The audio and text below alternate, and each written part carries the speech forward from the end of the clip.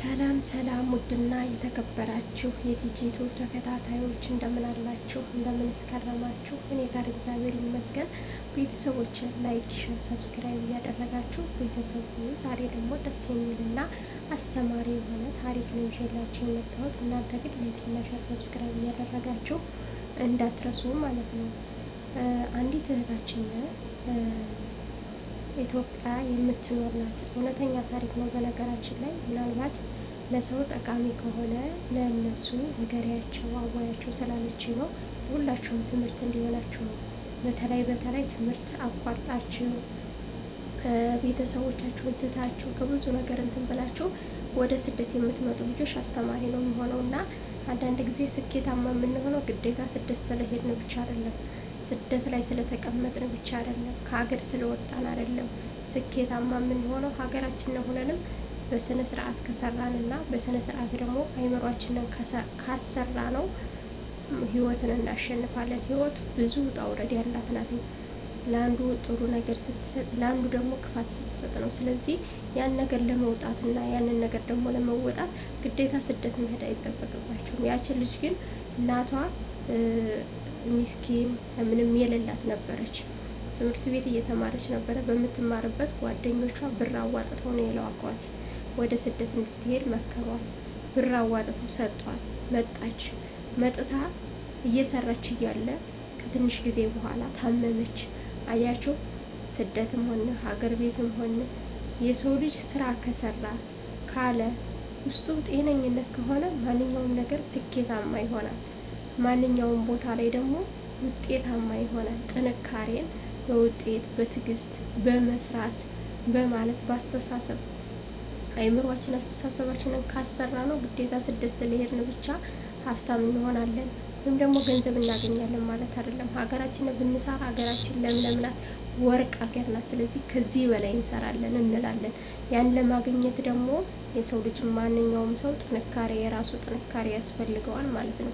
ስለዚህ ያች ልጅ ስደት ሂጄ እለወጣለሁ የሚለው እንጂ ሀገር ሁኜ ብሰራም እለወጣለሁ የሚል ሀሳብ አልነበራትም። ቀጥታ ምንድን ነው ያደረገችው? ወደ ስደት ለመምጣት ነበር ያሰበችው። ቀጥታ ስደት መጥታ ግን እንዳሰበችው አልሆነላትም። በበሽታ ተጠመደች። የጡት ካንሰር አለብሽ ተብላ ሐኪም ቤት ለሐኪም ቤት እየተመላለሰች እናቷ እንደምታዩት አዋጥተው ገንዘብ ነው የላኳት ጓደኞቿ። እናቷ ምንም የላትም።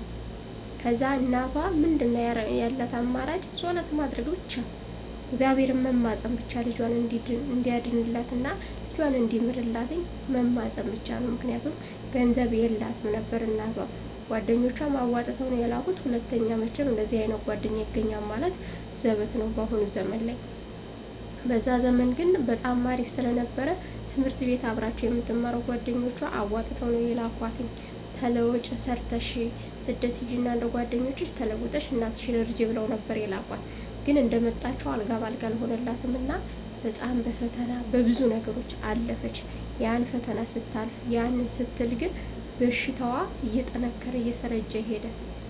ከዛ ምን ያላት አማራጭ? ለእናቷ እባክሽ በስሜ ጸበል ተጸበችልኝ እናቴ በጣም አሞኛል ብላ ለእናቷ ነገረቻት። እናቷ ጸበል በምትሄድበት ሰዓት እሷ ስራ በምትሆንበት ሰዓት አይደለም ነበር ጸበል የምትጸበለው።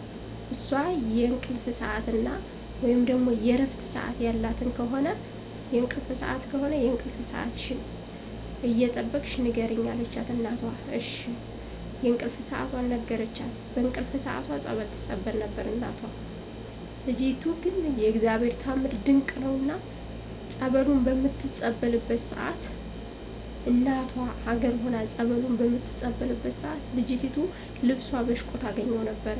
ሰውነቷ ውሃ ሆኖ ታገኘው ነበረ። ሰውነቷ በሽቆ ታገኘው ነበረ። ከዛ ምንድነው እያለች ግራ እየተጋባች ለአንድ 17 ቀን ያህል ተጸበለች እናቲቱ። 17 ቀን ጸበል ተጸበለች እናቲቱ። ጸበሉን ስትጨርስ ልጄ እስኪ ሕክምና ሂጂና ታዩ፣ የእግዚአብሔር ታምር እኮ ምን እንደሚያደርግ አይታወቅም። ስለዚህ ሂጂና ሕክምናሽን ደግመሽ ይዩ አለቻት። ከዛ ሄደች። ዶክተሩ ስትሄድ ወደዚህ አገላብጦ ደጋግሞ ቢመረምራት ደጋግማ ሽንት ሰጥታ ደም ሰጥታ ብትመረመር ምንም የላትም። ሰውነቷ ላይ ምንም የሚያመጣ ጉዳት አያሳይም ነበረ። ከዛ በጣም ደነገጠ ዶክተሩ። ምን አድርገሽ ነበር አላት። ምንም አላደረኩም። የት ሄደሽ ነበር? ተቀደሽ ነበር ወይስ ሕክምና ሄደሽ ነበር? ግራ ገባው፣ የሚናገረው ነገር እስከሚጠፋው ድረስ ማለት ነው። ከዛ ምን አግኝተሽ ነው እንደዚህ? እኔ የለሽም ነው የሚለኝ። ምንም የለብሽም እኮ ያ የጡት ካንሰር የነበረሽ የለም፣ የት ሄደ? እሷ ደግሞ ተአምሩ ልንገርህ አለችው። እዛ ዶክተር ተአምሩ እንደዚህ ነው እናቴ በሃይማኖቷ የበረታችና የጠነከረች ስለነበረ የኛ አምላክ እንደዚህ ያለ ነው። ሰው ሀገር ሁነን ራሱ አይተውንም፣ አይጥለንም። እኛ ግን ገንዘብ ስናጣ እናማረዋለን፣ ገንዘብ ስናገኝ ደግሞ እንጠግባለን።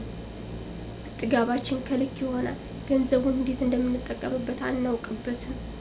ያም ሁሉ ሆኖ ያን ሁላ ኃጢአት እየሰራን በደል እየበደል በዝሙት እየዛቀጥን እያልን ራሱ የማይተው አምላክ ነው። ሩሩ መሀሪ፣ ቁጣው የራቀ ምህረቱ የበዛ አምላክ ነው ያለ ብላ ሰበከችው። ያነ ሰውዬ ነገረችው። እመቤቴ ቅድስት ድንግል ማርያም ያደረገችላትን ተአምር በደንብ አርጋ ዘርዝራ ነገረችው። ያ ዶክተር ሚስቱን ልጆቹን አድርጎ ይህንን አምላክ እኔም ካለሁበት ችግር ካለሁበት የቤተሰቦች ጭቅጭቅና መከራ እግዚአብሔር ካወጣኝ ወደሱ ሄዳለኋል።